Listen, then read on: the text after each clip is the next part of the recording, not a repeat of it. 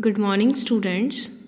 आज हम chapter first और यूनिट फर्स्ट इलेक्ट्रोस्टैटिक पढ़ेंगे।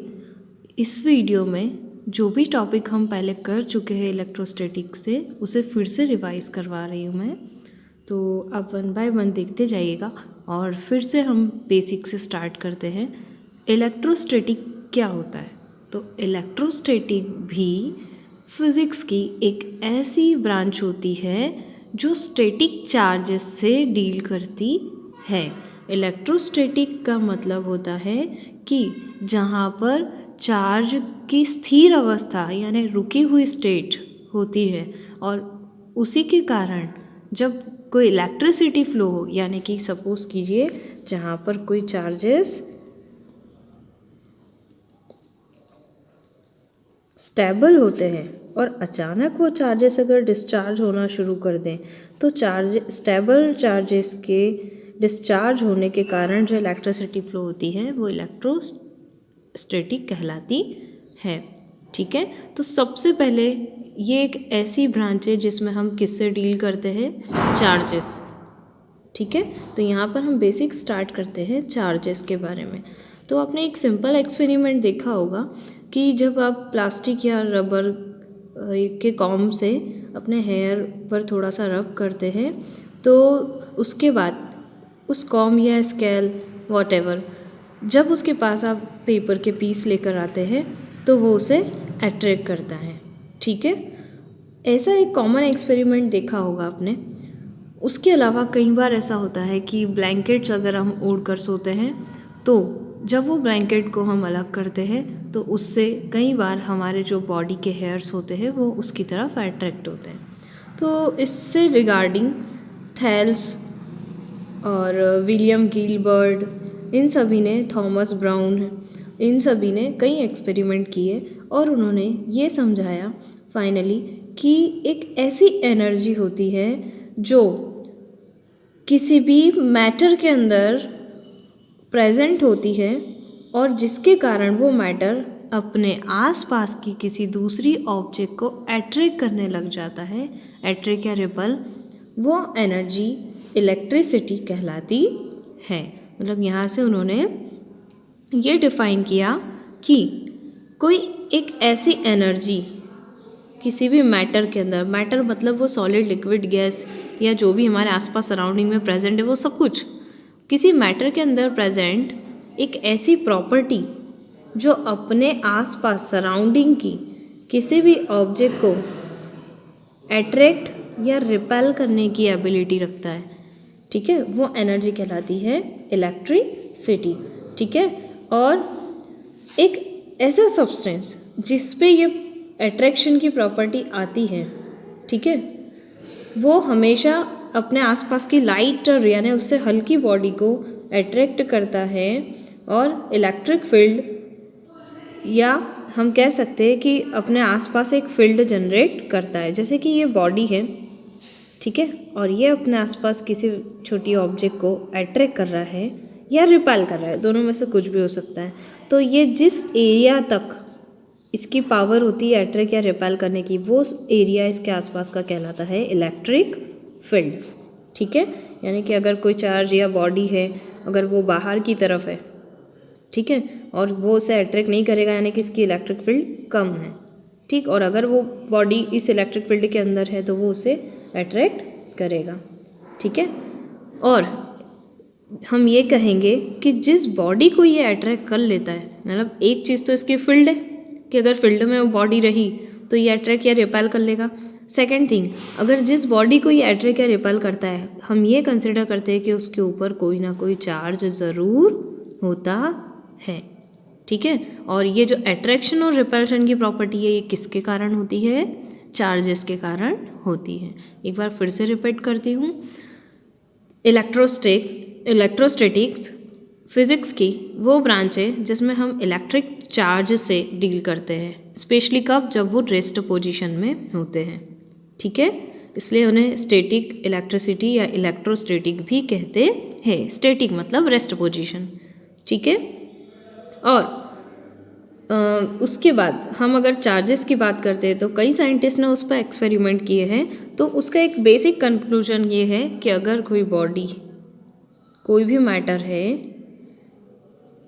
वो अपने आसपास सराउंडिंग की किसी दूसरी बॉडी को अट्रैक्ट या रिपेल करता है, तो इसका मतलब होता है कि उसके अंदर एक ऐसी प्रॉपर्टी आ गई है जिसको वो अट्रैक्ट या रिपेल कर रहा है, और इसी प्रॉपर्टी को हम इलेक्ट्रिसिटी कहते हैं। और ये किसी बॉडी को तभी अट्रैक्ट या रिपेल कर सकेगा जब इसके ऊपर और सामने वाली बॉडी पर कोई चार्ज जरूर होता है।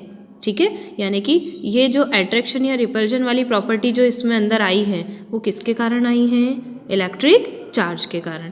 यानी हमने कहा कि अगर इसके ऊपर चार्ज होगा तो ही ये अट्रैक्शन या रिपल कर पाएगा। दोनों पर कुछ ना कुछ चार्ज होना चाहिए, तभी दोनों के बीच में अट्रैक्शन या रिपल्जन होगा। ठीक है, तो इलेक्ट्रिक चार्ज की स्टार्टिंग होती है कि अब जो इनके ऊपर प्रेजेंट है, हम बार बार बोल रहे हैं कि चार्ज होना चाहिए तो ये अट्रैक्ट रिपल होगा, तो क्या होता है चार्ज? ठीक है, तो यहाँ पर हम देखेंगे कि चार्ज भी एक फिजिकल क्वांटिटी है और जिसके कारण किसी भी बॉडी में इलेक्ट्रिक प्रॉपर्टी जनरेट हो जाती है। ठीक है, मैंने कहा कि इस बॉडी में अट्रैक्शन या रिपल्जन आने की प्रॉपर्टी हो गई है, अपने आसपास के इलेक्ट्रिक फील्ड के अंदर आने वाले किसी भी चार्ज को या बॉडी को अट्रैक्ट या रिपेल कर सकता है। तो ये कहाँ से आई? ये चार्जेस के कारण आई। अगर इस बॉडी पे चार्जेस नहीं होते तो इनके बीच में ना अट्रैक्शन होता ना रिपल्जन होता। ठीक है, यानी कि एक ऐसी प्रॉपर्टी है ये जो किसी भी बॉडी को इलेक्ट्रीफाइड कर देती है, या ये कह दे कि किसी भी बॉडी में अट्रैक्शन या रिपल्जन की प्रॉपर्टी जनरेट कर देती है। ठीक है, उसे हम चार्ज कहते हैं। अब चार्ज के रिगार्डिंग कहीं एक्सपेरिमेंट आपने भी देखे हैं और किए भी गए हैं। जैसे कि एक रॉड थी, उसे किसी थ्रेड से, ग्लास रॉड है, उसे थ्रेड से टाई करके इस तरीके से रख दिया, उसको सिल्क क्लॉथ से पहले रब किया और फिर उसे लटका दिया। ठीक है, और इस पर पॉजिटिव चार्ज आ गए, या हमें नहीं पता, अभी भूल जाइए कि कोई चार्ज आया है। ठीक है, अभी हम सिर्फ ये देखेंगे कि हमने सिर्फ इस ग्लास रॉड को लिया है और उसको सिल्क क्लॉथ से रब किया है। ठीक है, और इस तरीके से हैंग कर दिया है। नाउ सेकंड रॉड लिया है, ये भी ग्लास रॉड है, इसे भी हमने सिल्क क्लॉथ से रब किया है, और अब हम इन दोनों रॉड को पास पास लेकर जाते हैं। ठीक है, तो हम देखते हैं कि इन दोनों के बीच में क्या होता है? रिपल्जन। ठीक है, मतलब ये एक दूसरे को दूर फेंकती हैं। ठीक, यही एक्सपेरिमेंट सेकेंड टाइम हमने एबोनाइट रॉड से लिया है। एबोनाइट रॉड को एक वुलन क्लॉथ से रब किया है। ठीक है, ये एक एबोनाइट रॉड है, उसे वुलन क्लॉथ से रब किया है, और अगेन सेकेंड एबोनाइट रॉड को वुलन क्लॉथ से रब किया है। तो हमने फिर से एक एक्सपेरिमेंट के थ्रू ये देखा कि ये दोनों भी एक दूसरे को रिपेल करती है। ठीक है, लेकिन अगर हमने एक ग्लास रॉड ले ली जिसे सिल्क से रब किया है, और दूसरी एबोनाइट रॉड ले ली जिसे हमने वुलन क्लॉथ से रब किया है, तो हमने देखा कि इन दोनों रॉड के बीच में अट्रैक्शन होता है। जैसे हम ऐसे देख सकते हैं कि एक तो हमने ले ली है ग्लास रॉड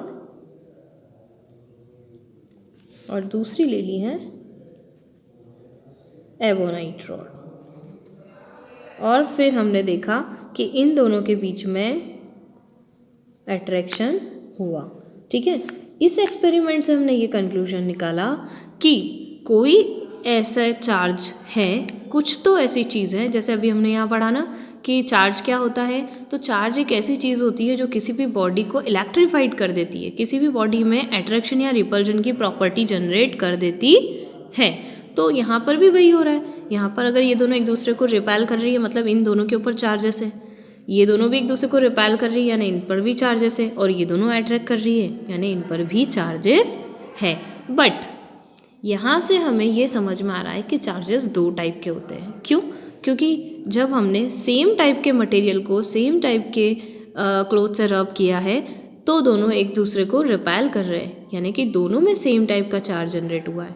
सेम यहाँ पर एबोनाइट रॉड को वुलन से और यहाँ पर भी एबोनाइट रॉड को वुलन से रब किया है, तो दोनों टाइम में एबोनाइट रॉड पर कोई सेम टाइप का चार्ज जनरेट हो रहा है, ठीक है, जिसके कारण ये सेम चार्ज एक दूसरे को रिपेल कर रहे हैं। लेकिन जब हमने अलग अलग मटेरियल लिया, ग्लास रॉड लिया और देन एबोनाइट रॉड लिया, तो इन दोनों में क्या हुआ, ये दोनों चार्जेस डिफरेंट टाइप के, ठीक है।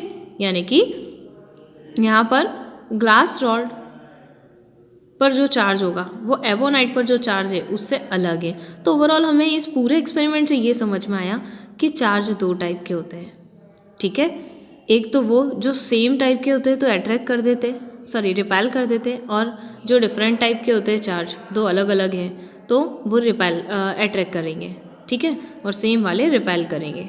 तो इससे कंक्लूजन ये निकला कि चार्ज दो टाइप के होते हैं। नाउ अब बेंजामिन फ्रैंकलिन ने एक एक्सपेरिमेंट किया था और उसने भी चार्ज को फाइनली 2 नेम प्रोवाइड किए थे।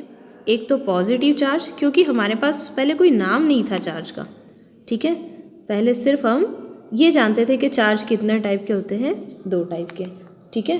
तो एक तो होता था पॉजिटिव और दूसरा होता था निगेटिव। सिंपल, क्योंकि हमने देखा चार्ज 2 टाइप के ही हो रहे हैं, या तो वो रिपेल कर रहे हैं, सेम टाइप के हैं, और सेम टाइप के नहीं हैं तो अट्रैक्ट कर रहे हैं, यानी ओवरऑल 2 टाइप के चार्जेस प्रेजेंट है इन रॉड्स पर। तो पॉजिटिव और नेगेटिव इन्होंने नेम प्रोवाइड किया। इसके लिए कोई पर्टिकुलर रीज़न नहीं है, बस 2 टाइप के थे, इसलिए उन्होंने अपना ये चार्जेस का नाम नेगेटिव और पॉजिटिव रख दिया, ठीक है। अब एक्सपेरिमेंट के बाद ये कंक्लूजन निकाला कि जो ग्लास रॉड पर चार्ज होंगे वो हमेशा पॉजिटिव चार्ज ही रहेगा, ठीक है।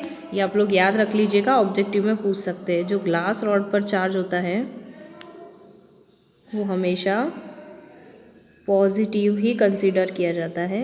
जब उन्होंने फर्स्ट टाइम एक्सपेरिमेंट किया था तब की बात है। और जो एबोनाइट पर चार्ज आता है वो नेगेटिव कंसीडर किया गया है, ठीक है।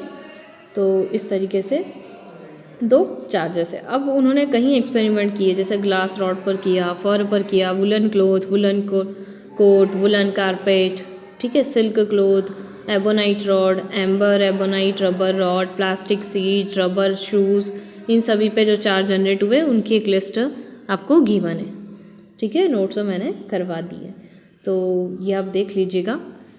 अब हम थोड़ा सा चार्जेस के बारे में पढ़ने के बाद चार्जेस की यूनिट पढ़ते हैं। चार्ज को हम कूलाम में मेज़र करते हैं, क्योंकि चार्ज भी एक फिज़िकल क्वांटिटी है जिसे हम मेज़र कर सकते हैं, ठीक है। तो चार्ज की यूनिट क्या होती है, कूलाम। कूलाम क्या होता है, कूलाम एक साइंटिस्ट का नेम है जिसने ये डिराइव की थी, ठीक है। उसके अलावा चार्ज एक स्केलर क्वांटिटी है, इसकी पर्टिकुलर कोई डायरेक्शन नहीं होती, ठीक है। और इसका डायमेंशनल फार्मूला होगा, अब देखो आपको डायमेंशनल फार्मूला आपने पढ़ा होगा कि जो करंट होती है, ठीक है, वो क्या होती है, Q/T होती है, मतलब कितने टाइम में कितने चार्जेस मतलब इलेक्ट्रॉन फ्लो करते हैं। तो यहाँ से अगर हमें फार्मूला निकालना है किसका, चार्जेस का, तो यहाँ पर Q चार्ज है तो Q की वैल्यू क्या होगी, I × T।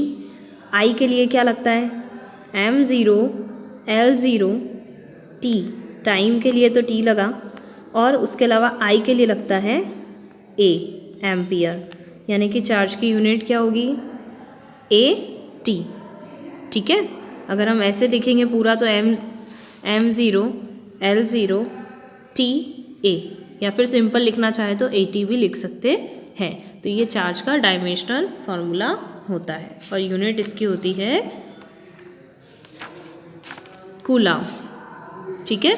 नाउ अब हमने देखा कि चार्ज की जो कंडीशन है, यानी कि हम एक बॉडी से दूसरी बॉडी को चार्ज करना है, तो आप कैसे कर सकते हैं, ठीक है। यानी कि अगर जो चार्जेस हैं, हमने कहा कि हम स्टैटिक चार्ज के बारे में पढ़ रहे हैं, जो चार्ज रेस्ट पोजीशन में है उसके बारे में पढ़ रहे हैं। तो किसी भी बॉडी पर जो चार्ज होते हैं, ठीक है, वो अगर एक बॉडी पर रखे हुए तब तक तो वो स्थिर है, लेकिन जब वो चार्ज डिस्चार्ज होते हैं या उसके कारण कोई दूसरी पास में रखी बॉडी पर भी चार्ज आते हैं, तो वो कंडीशन हम आज देखेंगे।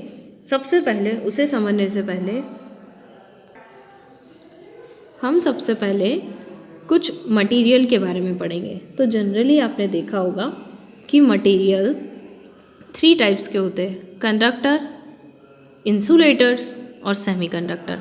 ठीक है, यहाँ पर हम इलेक्ट्रिक प्रॉपर्टी के अकॉर्डिंग देख रहे हैं, क्योंकि हम डील किससे कर रहे हैं, इलेक्ट्रिसिटी से, इलेक्ट्रिक चार्जेस से, इसलिए यहाँ पर मटेरियल को हमने इलेक्ट्रिक प्रॉपर्टी के अकॉर्डिंग क्लासीफाइड किया है। That are 3 types, conductor that means दो substance which allow electric charges और इलेक्ट्रिसिटी थ्रू पास देम। ठीक है,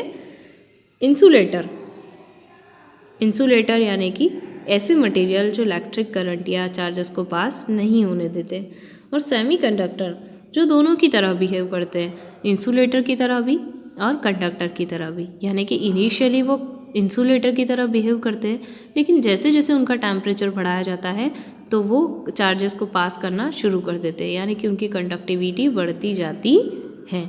ठीक है, और कंडक्टर में हम सारी मेटल को इंक्लूड कर लेंगे, जैसे कि आयरन है, कॉपर है, ठीक है, जो हम वैसे भी इलेक्ट्रिक वायर्स में यूज़ करते हैं। नाउ इंसुलेटर के ये प्लास्टिक, ग्लास, वुड, ठीक है, रबर, ये सारे इंसुलेटिंग मटेरियल होते हैं। ठीक है, नाउ अब हम पढ़ेंगे कि किसी भी बॉडी को हम चार्ज कैसे कर सकते हैं, यानी कि चार्जिंग बाय इंडक्शन। आपका जो अगला टॉपिक है वो है चार्जिंग बाय इंडक्शन।